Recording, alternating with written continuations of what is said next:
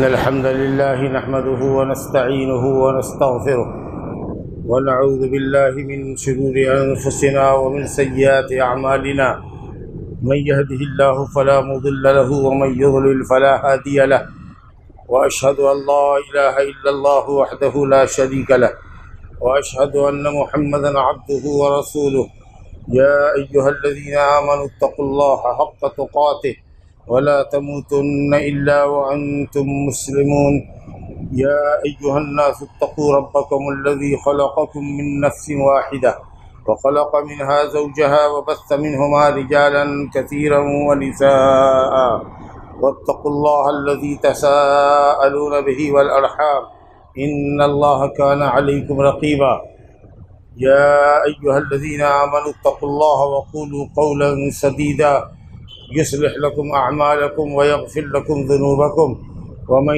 يطع الله ورسوله فقد فاز فوزا عظيما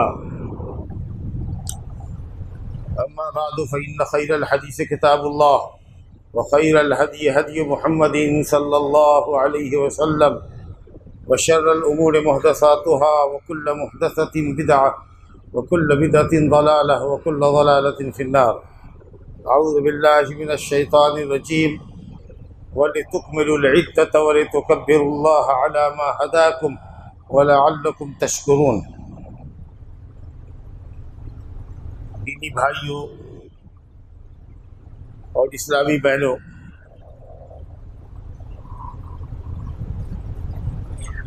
ماہ رمضان اسے اللہ رب العالمین نے ایام معدودات کہا ہے، گنتی کے دن۔ واقعی وہ گنتی کے دن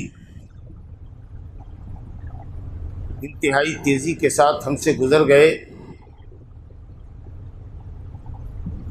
ابھی کل قریب کی بات ہے کہ ہم ایک دوسرے کو ماہ رمضان کی مبارکباد دے رہے تھے، اور اب ہم اس مہینے کو اپنے سے رخصت ہوتا ہوا دیکھ کر غمزدہ ہیں کہ جو ایمانی فضا اللہ رب العالمین نے اس مہینے کی برکت سے قائم کی تھی، وہ فضا ہم سے رخصت ہو رہی ہے۔ مہینہ رخصت پذیر ہے، یہ اپنی بساط لپیٹ رہا ہے، اور جلد ہی 2-3 دن کے اندر ہم سے آپ سے رخصت ہونے والا ہے۔ پھر ہم نے اس مہینے میں جو کچھ اعمال کیے ہیں، اچھے یا برے، ہم نے اس مہینے کے جو تقاضے پورے کیے ہیں یا جن ضروری تقاضوں کو ہم نے فراموش کیا ہے، یہ مہینہ ہمارے حق میں یا ہمارے خلاف اللہ کے پاس جا کر گواہی دینے والا ہے۔ میری اللہ رب العالمین سے دعا ہے کہ وہ ہم مقصرین کو، ہم کوتاہی کرنے والوں کو اپنے فضل و کرم سے معاف کرے، اور ہمیں اپنے مقبولین بندوں میں شامل کر لے، محرومین میں، خاسرین میں، ناکام ہونے والے لوگوں میں ہمارا آپ کا شمار نہ کرے۔ اور اللہ سبحانہ و تعالی عبادت کے ایسے موسم اور خوشی کی یہ گھڑیاں ہماری زندگی میں اللہ تعالیٰ بار بار صحت اور ایمان عافیت کے ساتھ لاتا رہے، اور اپنی توفیق سے ہم کو نوازتا رہے۔ اللہ سبحانہ و تعالی ہم سب کو جہنم سے آزاد ہونے والوں میں بنا دے۔ بزرگوں اور دوستوں، یقیناً اس مہینے نے ہمارے اندر خیر کے کچھ بیج بوئے ہیں، خیر کے کچھ پودے لگائے ہیں۔ ہم کو اور آپ کو اس بات کی فکر ہونی چاہیے کہ ہماری یہ پودے مرجھانے نہ پائیں۔ جس قدر عمل کرنا ضروری ہے، اسی قدر عمل کی حفاظت بھی ضروری ہے۔ سلف صالحین جہاں 6 مہینہ رمضان کی آمد کی اللہ سے دعائیں کرتے تھے، وہیں 6 مہینہ رمضان کی عبادتوں کی قبولیت کی دعا کرتے تھے۔ اس طریقے سے سال بھر وہ رمضان میں مشغول ہوتے تھے۔ رمضان کب آ رہا ہے 6 مہینے پہلے سے فکر ہوتی تھی، اور رمضان کی عبادت قبول ہوئے گی کہ نہیں، اس کے لیے وہ 6 مہینہ اللہ تعالیٰ سے دعائیں کرتے تھے۔ عبادتوں پر باقی رہنا، دین پر استقامت کرنا، یہ بہت بڑی بات ہے۔ اسی نبی صلی اللہ علیہ وسلم کی جامع ترین نصیحتوں میں سے ایک نصیحت یہ ہے، قل آمنت باللہ ثم استقم، کہو اللہ پر میں ایمان لایا اور پھر اس پر جم کے رہو، قائم رہو۔ یقیناً ماہ رمضان کی آمد سے اور ایمانی فضا قائم ہونے سے اور شیاطین کو جکڑ بند کر دیے جانے کے نتیجے میں اللہ کے فضل و کرم سے ہماری مسجدیں آباد رہی۔ ہم سب نے کوشش کی کہ تکبیر اولیٰ سے نماز پڑھیں۔ بہت کم لوگوں ہوتے تھے پچھلی صفوں کے اندر جو مسبوق ہو جایا کرتے تھے، اور سنن و نوافل کا بھی ہم نے اہتمام کیا۔ رمضان کے روزے میں بہت حد تک ہم نے اپنی زبانوں پر بھی کنٹرول کیا اور اپنے اعضاء اور جوارح کو بھی کنٹرول کیا تاکہ اللہ کی معصیت نہ ہو۔ رمضان کی راتوں میں دیر تک ہم نماز پڑھتے رہے، دروس سنتے رہے۔ آخری عشرے میں آپ جگ رہے ہیں، آخری عشرے کے اندر آپ عبادتوں کا اہتمام کر رہے ہیں۔ یقیناً آپ نے اپنا رشتہ قرآن سے بھی مضبوط کیا، صدقہ اور خیرات سے مضبوط کیا۔ ایسا نہ ہو کہ رمضان کو رخصت کرتے کرتے آپ اپنی عبادتوں کو بھی رخصت کر دیں اور مسجد سے اپنا رشتہ توڑ لیں، پھر ہارے جی کبھی نماز میں آئے کبھی نہیں آئے، نہ سنت قبلیہ کا خیال، نہ بعدیہ کا خیال، نہ پہلی سنت پڑھا نہ بعد کی سنت پڑھا، جو ہماری نماز کی تکمیل کا سبب ہے اور ہمارے درجات کی بلندی کا ذریعہ ہے اور رب تعالیٰ سے ہماری قربت اور نزدیکی کو بہت زیادہ بڑھانے والی چیزیں۔ قرآن مجید جو ہدایت اور نور ہے اور شفا ہے اور موعظت ہے، ذکرہ ہے، نصیحت ہے، جس کے سائے میں امت زندہ رہی تو ساری دنیا پر حکومت کر گئی۔ ہم نے اس قرآن کو پس سے پش ڈال دیا، اور اگر کچھ پڑھا تو صرف پڑھنے کی حد تک ہی پڑھا، تلاوت معنوی نہیں کی، نہ اس کے معنی کو سمجھا، نہ اس کو بڑھتا اور نہ اس کی دعوت دی۔ نتیجہ یہ ہوا کہ ہم پستی اور ذلت کے قعر مذلت میں گر گئے۔ وہ زمانے میں معزز تھے مسلمان ہو کر، اور ہم خوار ہوئے تاریک قرآن ہو کر۔ اس کتاب کے ذریعے اللہ نے قوموں کو عزت اور عروج بخشا، اور آج یہ کتاب ہمارے درمیان موجود ہے، حفظ خانے موجود ہیں، مدارس اور جامعات موجود ہیں، لیکن اس وقت دنیا کی سب سے ذلیل قوم اگر کوئی ہے دنیا کی نگاہوں میں تو مسلمان ہے۔ اس لیے اس قرآن سے رشتہ آپ کا ہمیشہ ہونا چاہیے، رمضان کے بعد بھی پڑھنے پڑھانے کا اور مطالعہ کا، مذاکرہ کا، اور اس میں تفاہم اور تعقل کا سلسلہ قائم رہنا چاہیے۔ جو خیر خیرات آپ نے رمضان میں بکثرت کیا ہے، تھوڑے ہی صحیح، لیکن وہ سب نیکی باقی رہنی چاہیے۔ دیکھیے نیکیوں کی بقا اور نیکیوں کے بعد نیکیوں کا سلسلہ جاری رہنا، یہ اس بات کی دلیل ہے کہ آپ کی پہلی نیکی قبول ہوئی۔ رمضان اگر آپ کو قبول ہوا اور اس کی عبادت آپ کی قبول ہوئی تو اس کا عملی اور ظاہری ثبوت کیا ہوگا کہ رمضان کے بعد کی زندگی آپ کی اچھی گزرے گی۔ نمازوں سے آپ کو محبت ہوگی، تلاوت سے آپ کو محبت ہوگی، قیام لیل سے آپ کو محبت ہوگی، قرآن سے، ذکر و دعا سے محبت ہوگی، اللہ کے راستے میں خرچ کرنے کا جذبہ آپ کا پنپے گا، بڑھے گا۔ لیکن اگر یہ سب کیفیت آپ نے نہیں پائی، رمضان کے ایک دو دن کے بعد آپ نے اپنے مسجد سے رشتہ توڑ دیا، ذکر و اذکار سے آپ بے اعتنائی برتنے لگے، صدقہ خیرات کی طرف آپ کی طبیعت نہیں مچلی، تو اس کا مطلب یہ ہے کہ رمضان کو آپ نے صرف تقلیدی طور پر گزارا، ایک رسم کی حیثیت سے گزارا، ثواب سے آپ کو محرومی رہی، کیونکہ نیکیاں اپنے پیچھے نیکیوں کو لاتی اور بدیاں اپنے پیچھے بدیوں کو لاتی، تو یہ ہے قبولیت کا مقام۔ تو ایسا نہیں ہو کہ ماہ رمضان اگر ختم ہو رہا ہے، رخصت ہو رہا ہے، اس کو تو رخصت ہونا ہی ہے، یہ ایک موسم ہے، وقت ہے، وقت کسی کا انتظار نہیں کرتا۔ یہ اللہ رب العالمین کا فضل ہے کہ اس نے خاص مواسم ہمارے لیے عطا کیے ہیں عبادت کے، تاکہ ہم کم عمری میں بھی، اپنی کم عمری کے اندر بھی اللہ تعالیٰ کو خوش کر سکے اور زیادہ سے زیادہ نیکیاں جمع کریں۔ لیکن عبادت اس مہینے کے لیے ہی خاص نہیں ہے، عبادت تو ہماری اس وقت تک ہے جب تک کہ ہماری جان میں جان ہے۔ وَاعْبُدْ رَبَّكَ حَتَّىٰ يَأْتِيَكَ الْيَقِينُ وَلَا تَمُوتُنَّ إِلَّا وَأَنْتُمْ مُسْلِمُونَ، نہ مرو جب تک کہ تم مسلمان نہ رہو۔ موت کے وقت تک مسلمان رہنا ہے، اللہ کا تابع دار رہنا ہے، اور موت کے وقت تک اللہ تعالیٰ کی عبادت کرنی ہے۔ اس لیے دعا کرو کہ اللہ تعالیٰ ہماری عبادتوں کو قبول فرما اور عبادت کے اچھے اثرات ہماری زندگی میں نمایاں اور ظاہر فرما، اور ہم کو گناہوں سے معافی دے اور گناہوں سے ہمارے دلوں کے اندر دوری پیدا فرما۔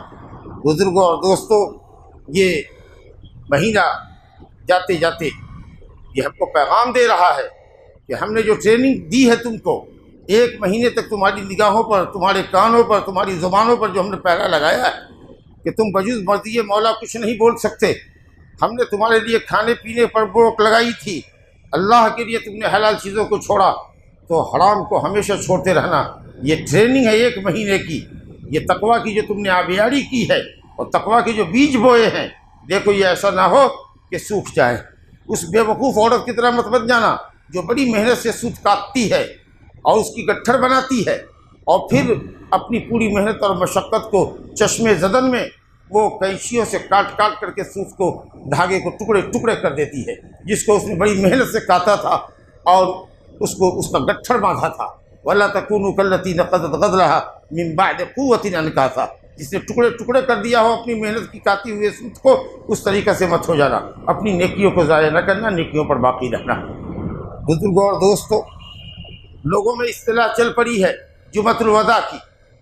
جمعۃ الوداع یہ ایک محدث اصطلاح ہے، نئی اصطلاح ہے۔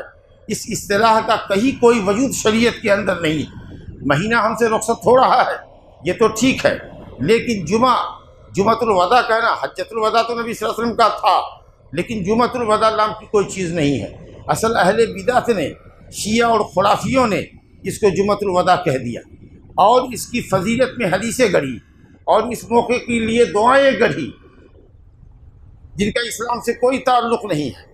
اب آپ اس کو سن کر کے حیرانی ہوگی کہ یہ جمعۃ الوداع اہل بدعت کی یہاں اتنی اہمیت کی حامل ہے کہ اگر اس میں کوئی شخص آتا ہے اور آخری یہ جو جمعہ ہے اگر 5 وقت کی نماز پابندی کے ساتھ پڑھے گا، آج سے یعنی جمعہ سے لے کر کے فجر کے وقت تک اگر جماعت سے اس نے 5 وقت کی نماز پڑھ لی ہے تو اس کے 100 سال کے گناہ معاف ہو جائیں گے۔ اگر اس نے نماز نہیں پڑھا ہے تو 100 سال کے چھوڑے ہوئے گناہ معاف ہو جائیں گے ایک دن کے نماز پڑھنے سے۔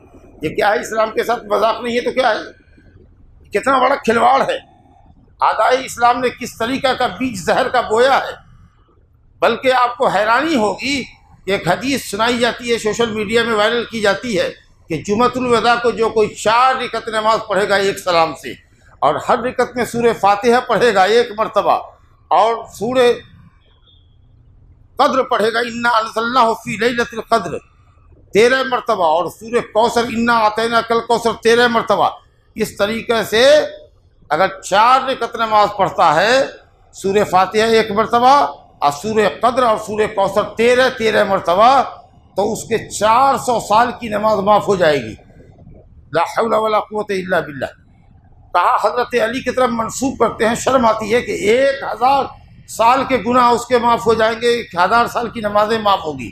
جھوٹ پر جھوٹ یہ دیکھیے کہ کسی نے پوچھا یا رسول اللہ، آدمی کی عمر تو 60-70 سال کی ہے، 400 سال کی نماز معاف کروا کے کیا کریں گے؟ بہت اچھا سوال ہے، تو اس کا بھی جواب دے دیا۔ یہ دیکھیے کتنے شاطر ہوتے ہیں دشمنان اسلام کہ یہ اگر کوئی سوال کرے گا تو اس کا جواب کیا ہونا چاہیے؟ تو کہا تمہارے بابا دادا پردادا لکردادا جتنے تمہارے خاندان میں گزرے ہیں سب کی چھوڑی ہوئی نمازوں کا کفارہ یہ 4 رکعت نماز ہو جائے گی۔ واہ تھا سب جاتے ہیں۔ تو یہ سب کیا ہے؟ دین کے ساتھ مذاق ہے۔ اس کو کیا کہتے ہیں؟ جمعۃ الوداع، اور اس کو کہتے ہیں جمعہ یتیمہ۔ یتیم ہو رہا ہے جمعہ، اس کے بعد اس کی کوئی بہن نہیں آ رہی ہے اس مہینے میں، اس مبارک مہینے کے بعد مبارک مہینے میں اب اس کی کوئی بہن یعنی کوئی دوسرا جمعہ نہیں آ رہا ہے، اس لیے یہ یتیم جا رہا ہے، تو اس کا نام رکھ دیا جمعہ یتیمہ۔ اور 1994 میں بیت المقدس کے اندر خوب فائرنگ ہوئی یہودیوں کی، تو بہت سارے لوگ مر گئے، تو وہاں جو حماس کے لوگ تھے، وہاں جو ملا مولوی لوگ تھے، وہاں جو اخوانی تھے، انہوں نے اس کا نام رکھ دیا جمعہ یتیمہ، کیونکہ بہت سارے بچے اس دن یتیم ہو گئے۔ سبحان اللہ۔ تو جمعہ یتیمہ ہے، یا جمعہ یتیمہ اس لیے کہ اس کی کوئی بہن نہیں ہے، اکیلی ہے، یا جمعۃ الوداع ہے، اور اس کے لیے مختلف اور من گھڑت باتیں بیان کرتے ہیں۔ اس کی وجہ سے آپ دیکھتے ہوں گے دوسری جماعتوں کے اندر جوہلا جو ہے دور دیہات سے شہر کی طرف رخ کرتے ہیں، جوق در جوق صبح سے ہی لوگ شہر کی طرف بڑھتا ہوتا ہے دیہاتوں کے اندر ہندوستان میں، اور بڑی مسجد میں کسی بڑے ایبا اور جبہ اور چوغا پہننے والے امام کے پیچھے نماز پڑھتا ہوگا جمعہ کی، اور وہ پہلے آ کر کے وہی مختلف من گھڑت 4 رکعت نماز جس کا میں نے ذکر کیا، جسے علامہ شوکانی نے اور دوسرے علماء نے اپنی اپنی کتابوں کے اندر ذکر کیا ہے کہ یہ وہ نماز ہے جس کا ذکر موضوع حدیث کی کتابوں کے اندر بھی نہیں ملتا۔ یہ وہ ضعیف حدیث ہے کہ موضوع اور ضعیف روایتوں پر جو علماء نے کتابیں لکھی ہیں امت کو باخبر کرنے کے لیے، ایسی کتابوں میں بھی اس کا پتہ نہیں، یہ زبانی چل رہی ہے۔ دشمن اسلام نے کیا ہے۔ تو ان نمازوں کو پڑھنے کے لیے صبح سے ہی شہر کی مسجدوں میں حاضری کا ایک سلسلہ لگا رہتا ہے، نعوذ باللہ من ذالک۔ تو ہمیں سنت کے مطابق عبادت کرنی ہے، اخلاص اور متابعت، اخلاص اور شریعت کی پابندی، یہ عمل کی قبولیت کے لیے شرط ہے۔ کوئی بھی عمل الحمدللہ ہم نہیں کرتے، مگر یہ کوشش ہونی چاہیے ہماری، یا ہوتی ہے کہ عمل اللہ کے لیے خالص ہو اور نبی صلی اللہ علیہ وسلم کی سنت کی تائیدی مہر اس کے اوپر لگی تھی۔ تو الحمدللہ یہ جمعۃ الوداع تو نہیں ہے، لیکن ہاں یہ رمضان کی رخصتی ہو رہی ہے، رمضان ہم سے جا رہا ہے، اس کے لیے اہل علم کے دل رو رہے ہیں، پریشان ہو رہے ہیں، لیکن گھبرانے کی ضرورت نہیں ہے۔ جو آدمی محسن ہے، نیک عمل کرتا آ رہا ہے، الحمدللہ رمضان کی برکتوں سے اس نے دامن مراد بھر لیا ہے، تو اس کو چاہیے کہ وہ اپنی عبادت پر قائم رہے۔ اور جو مسیء تھا، جس نے سستی اور کاہلی کی اور رمضان کی قدر نہ پہچانی، ہم ایسے لوگوں سے کہتے ہیں کہ تم بھی مایوس نہ ہو، اللہ تعالیٰ کے یہاں توبہ کا دروازہ کھلا ہوا ہے، مہینے کے آخری ایام باقی ہیں، ابھی ایک تاکڑات باقی ہے، آج کا آج اللہ تعالیٰ سے توبہ کر لو، مہینے کے اختتام میں ہی توبہ کر لو، اپنے آپ کی اصلاح کر لو، ہو سکتا ہے کہ رب کی جھونکے سے تم بھی فائدہ مند ہو جاؤ، رب کا جھونکا تمہیں بھی لگ جائے، ہو سکتا ہے کہ لیلۃ القدر تمہیں بھی مل جائے، اللہ تعالیٰ نے تمہارے لیے دروازہ کھول رکھا ہے، آج کا آج عہد کر لو، انما الاعمال بالخواتیم، اگر شہر مہینے کے خاتمے پر تمہارا عمل درست ہو گیا تو انشاءاللہ تعالیٰ کامیاب ہو جاؤ گے۔ ضرورت ہے کہ مہینے کے اختتام پر ہم بکثرت استغفار پڑھیں، دل سے استغفار پڑھیں، یہ احساس کر کے کہ اللہ تعالیٰ ہم بندے ہیں، سراپا تقصیر ہیں، خطا اور تقصیر کی کوتاہی کا ہم پتلا ہیں، ہم چاہے جتنی بھی عبادت کریں، تیرے مطلوبہ شرط کے مطابق ہماری عبادت نہیں ہو سکتی، ہم سے لازماً کوتاہی ہوئی ہے، ہم اس کے لیے اللہ تجھ سے معافی چاہتے ہیں، استغفر اللہ، اس کے معنی کو سمجھ کر کے کرو۔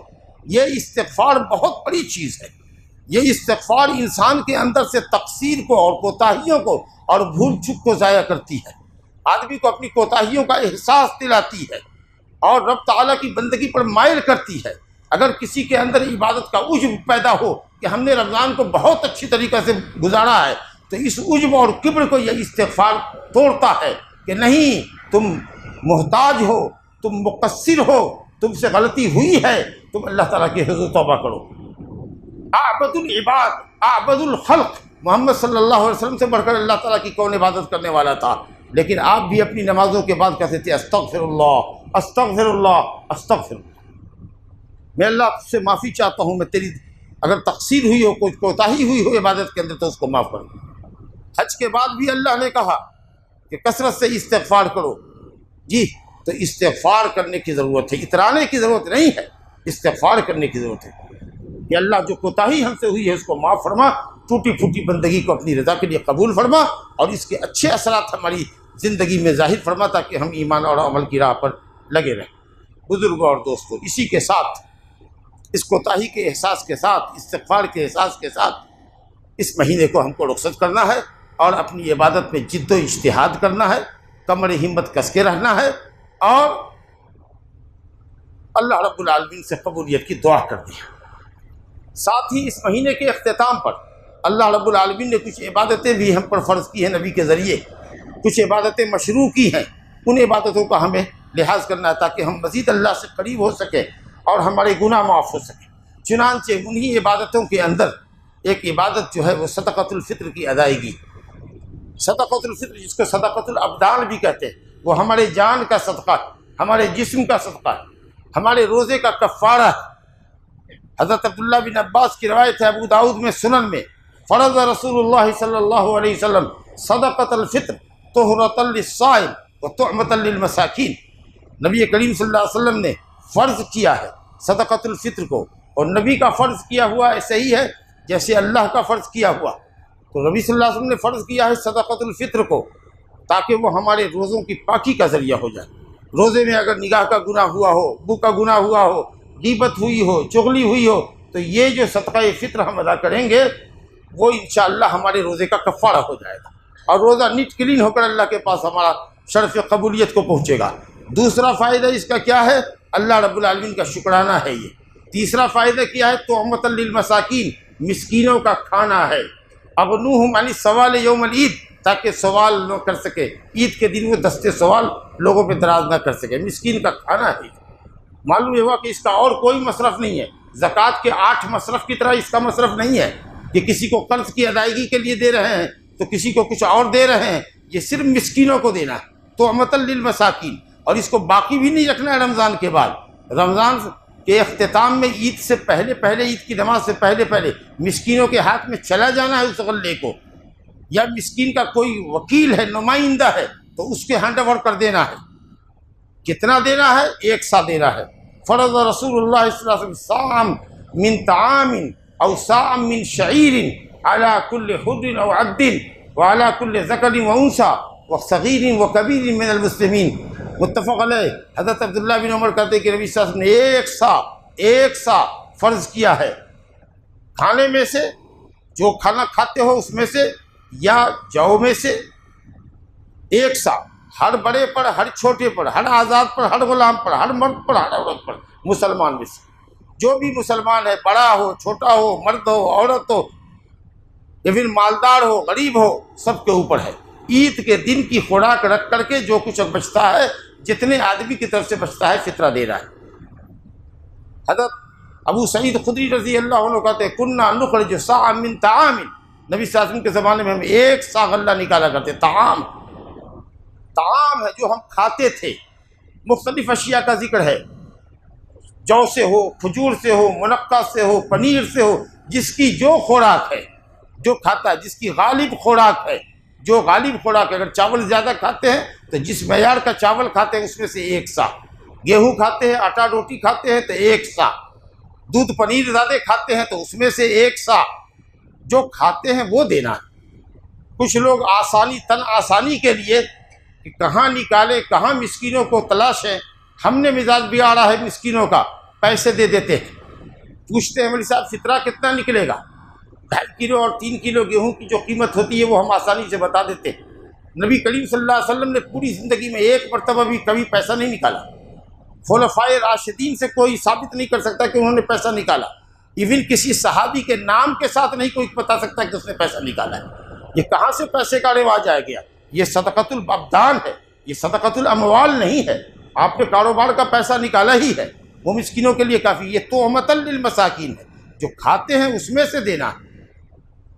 راجح قول یہ ہے کہ تقریباً 3 کلو، مفتاب قول یہ ہے کہ تقریباً 3 کلو، 3 کلو چلو، 3 کلو گیہوں، بہترین گیہوں جو آپ کھاتے ہیں، جتنا عمدہ نکالو گے اتنا زیادہ اللہ کے پاس ثواب کو پہنچے گا۔ تو جو عمدہ کھاتے ہو آپ، اچھا کھانا۔ اب عید کے دن جو باسمتی کا چاول کا بریانی بنتا ہے وہ مطلب نہیں، جو عام دنوں میں آپ چاول کھاتے ہو، جو عام دنوں میں روٹی کھاتے ہو، اس معیار کا آٹا ہو یا گیہوں ہو یا چاول ہو، 3 کلو کا کٹ بنا کر کے 1 آدمی کا، 2 آدمی کا، جیسا بھی ہو، کسی 1 مسکین کو پہنچا دو، 2 مسکین کو پہنچا دو۔ 1 آدمی کا فطرہ بھی 2 آدمی کو دیا جا سکتا ہے، 2-3 کا بھی ایک فطرہ 1 مسکین کو دیا جا سکتا ہے، لیکن اس کو عید کا چاند نکلنے کے بعد سے نکالنا واجب ہے۔ کب تک؟ عیدگاہ میں پہنچنے سے پہلے تک، افضل وقت یہی ہے۔ لیکن اگر آپ چاہیں تو 1 سے 2 دن پہلے بھی نکال سکتے ہیں، فقراء اور مساکین کے لیے، یا ان لوگوں کو دے دیجئے جو آپ کی طرف سے یہ ذمہ داری لیتے ہوں محلے کے اندر کہ لوگ دے دیں، اور ہم ان کی وکالت کرتے ہوئے، ان کے ریپریزنٹیو کا ہوتے ہوئے ہم جا کر کے زکوٰۃ فطرہ ان کا مسکینوں تک پہنچا دیں گے۔ آپ اس بات کو یقینی بنائیے۔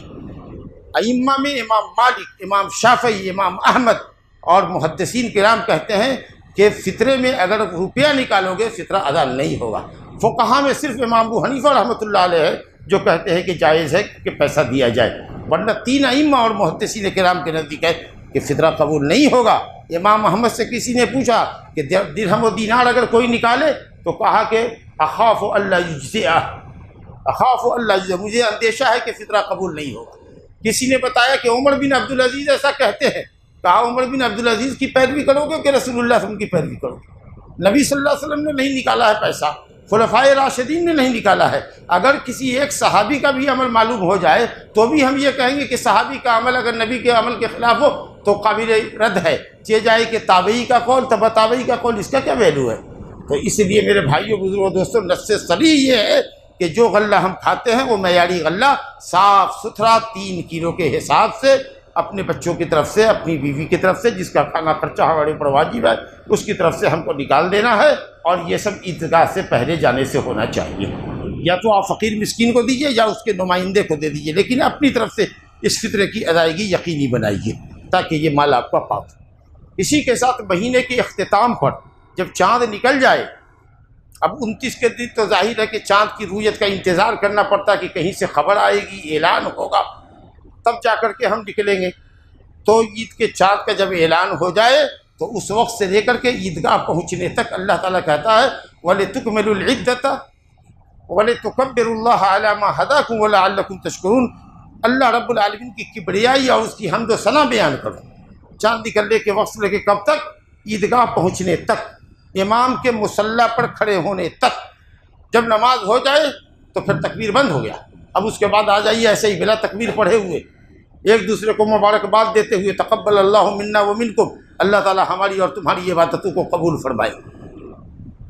تو تکبیر مغرب کے وقت سے لے کر کے یعنی چاند نکلنے کے، اور اگر 29 کی خبر نہیں آئی تو 30 تو آخری مہینے کا دن ہے، تو سورج کے ڈوبتے ہوئے ہی تکبیر شروع کر دو۔ مرد بآواز بلند مسجدوں کے اندر، بازاروں کے اندر، گھروں کے اندر، اور عورتیں آہستہ سے، اور اپنے گھروں کے اندر صرف اس حد تک آواز کریں کہ ان کی آواز گھر کے باہر نہ جائے، لیکن یہ کثرت سے تکبیر ہونی چاہیے، کثرت سے تکبیر، اللہ اکبر لا الہ الا اللہ واللہ اکبر وللہ الحمد۔ اللہ سب سے بڑا ہے، اللہ کے سوا کوئی عبادت کے لائق نہیں، اللہ سب سے بڑا ہے، وللہ الحمد، اور اللہ ہی کے لیے تمام تعریف۔ جس کی توفیق سے ہم نے مہینہ رمضان کا روزہ رکھا، جس کی توفیق سے قیام اللیل کیا، جس کی توفیق سے جو کچھ اللہ نے توفیق دی نیکی کا کام کیا، یہ اللہ رب العالمین کی شکر گزاری کا کلمہ ہے۔ جتنے زیادہ سے زیادہ اس کلمے کو بولنا ہے، پوری رات جب تک آپ سوتے نہیں ہیں بستر پر بھی سو جائیے۔ اب جو حضرات معتکف ہیں، اب یہ اپنا اعتکاف کب ختم کریں گے؟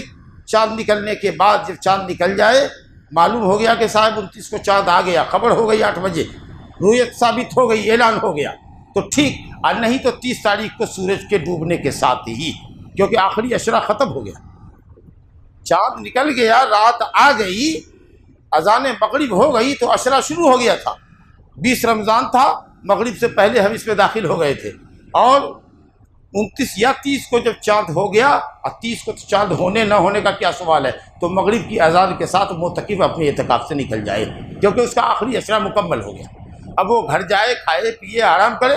کچھ سلف صالحین کہا کرتے تھے کہ سیدھا مسجد سے عیدگاہ کو جائے، سیدھا مسجد سے عیدگاہ کو جائے، اس رات میں بھی مسجد میں اپنے آپ کو روکے رکھے اور سیدھا مسجد میں جائے، مسجد سے ہی وضو کر لے، گھر سے نیا کپڑا منگوا لے، اگر ضرورت ہے اس کو نئے کپڑے کی تو کپڑا منگوا لے، یہیں سے نہا دھو کر کے خوشبو لگا کر تکبیر پڑھتا ہوا جائے، اور عیدگاہ سے جانے کے بعد تب وہ جائے۔ لیکن یہ سلف کا، بعض سلف کا عمل ہے۔ امام مالک کہتے تھے کہ مجھے یہ عمل زیادہ پسند ہے کہ عیدگاہ سے ہو کر کے ہی گھر جائے، لیکن الحمدللہ اہل علم نے کہا کہ آخری عشرہ چاند کے نکلنے کے ساتھ ہی ختم ہو گیا۔ اب کوئی شرعی بندش اور پابندی اس معتکف کے لیے نہیں ہے، وہ اپنے گھر ایزیلی جا سکتا ہے، خوشی خوشی جا سکتا ہے۔ اب وہ رات کثرت سے تکبیر اور تحلیل کی، تو یہ صورتحال ہوئی۔ اور اس کے بعد ماشاءاللہ عید کی صبح ہے تو فجر کی نماز با جماعت پڑھیے، اول وقت میں پڑھیے، اور اس کے بعد جا کر کے گھر میں غسل کیجیے۔ غسل کرنا سنت ہے، غسل کرنا سنت ہے، سنت ہے، واجب اور فرض نہیں ہے۔ اگر کوئی بیمار ہے، معذور آدمی ہے، نہیں غسل کرنا چاہتا، الحمدللہ غسل نہ کرے، تولیے وغیرہ سے بدن خشک کر لے، کچھ گری تولیہ سے خوشبو وغیرہ لگا لے، اپنا کپڑا پہن لے، لیکن غسل واجب نہیں ہے۔ جیسے جبکہ جمعہ کا غسل واجب ہے، صحیح قول کے مطابق جمعہ کا غسل واجب ہے، اگر بیماری بڑھنے کا اندیشہ نہ ہو تو جمعہ کے دن غسل کر دیا۔ اور یہ جمعہ کی عید جو ہے مسلمانوں کی، جو یہ آج کی عید ہے، یہ عید الفطر اور عید الاضحیٰ سے زیادہ اہمیت کی عید ہے۔ بس ہے یہ کہ وہ سال میں ایک مرتبہ آتی ہے تو اس لیے اس کا اہتمام زیادہ ہوتا ہے، ورنہ یہ تو فرض ہے، اور وہ سنت مؤکدہ ہے یا واجب ہے۔ اس کا غسل بھی فرض ہے، غسل الجمعۃ واجب علی کل محتلم، وہ غسل مستحب ہے۔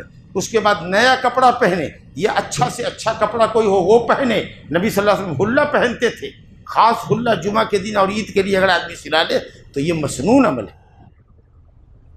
اور جانے سے پہلے کچھ تاک کھجوریں کھا کے جاتے تھے، 3 کھجور کھائے، 5 کھجور کھائے، 7 کھجور کھائے، کھجور کھا کر کے جائے تاکہ یہ سمجھے کہ افطار کا دن ہے۔ یہ خوشی کا دن ہے۔ مومن کے لیے 2 خوشی کا وقت ہے، افطار، یوں تو ہر دن ہم افطار کرتے ہیں، لیکن آج افطار ہو گیا، واجب روزے سے اب سال بھر کے لیے افطار ہو گیا، 1 مہینے کا روزہ رکھا، فطری خوشی ہوگی اس وقت۔ اور اصل خوشی تو ہوگی روزے دار کو جب وہ اللہ سے ملاقات کرے گا۔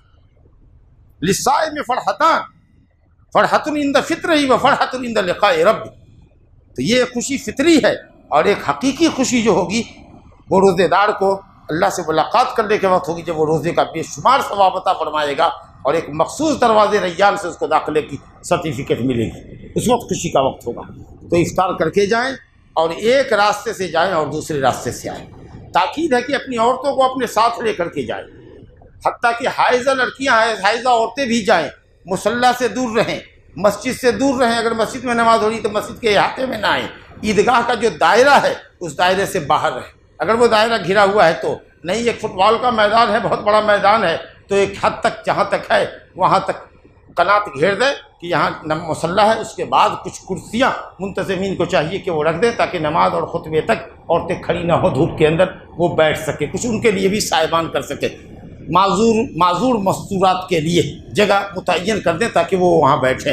کہا نبی صلی اللہ علیہ وسلم نے، ام عطیہ کی انصاریہ کی روایت ہے کہ عورتوں کو لے جاؤ، بالغات کو لے جاؤ، پردہ نشینوں کو لے جاؤ، نئی نویلی دلہنوں کو لے جاؤ، حتیٰ کہ حائضہ کو بھی لے جاؤ جو مصلی عید سے رہے گی، کم سے کم مسلمانوں کی دعا میں، پکار میں اور خیر کی مجلس میں شریک ہو سکے گی۔ تو یہ اسلام کا شعار ہے، اسلام کی پہچان ہے، اور صحیح قول یہ ہے کہ واجب ہے، اس لیے عید کی نماز پڑھنی ہے۔ اگر خدا نہ خواستہ کسی شخص سے عید کی نماز فوت ہو گئی، چھوٹ گئی، نہیں پڑھ سکا، کہ جب تک گیا سلام ہو گیا، تو پھر اس کو چاہیے کہ وہ گھر لوٹ کر کے اسی پیٹرن پر، جس پیٹرن پر وہ عید کی نماز پڑھتا ہے، پہلی نماز میں 7 تکبیرات، اس کے بعد الحمد شریف اور سورت، اور دوسری رکعت میں قیام کے بعد دوسری رکعت میں سجدے سے اٹھنے کے بعد اور قرأت سے پہلے، دونوں ہی رکعتوں میں قرأت سے پہلے، پہلی رکعت میں 7، راجح قول ہے تکبیر تحریمہ کے ساتھ سبع فی الاولی، تکبیر تحریمہ کے ساتھ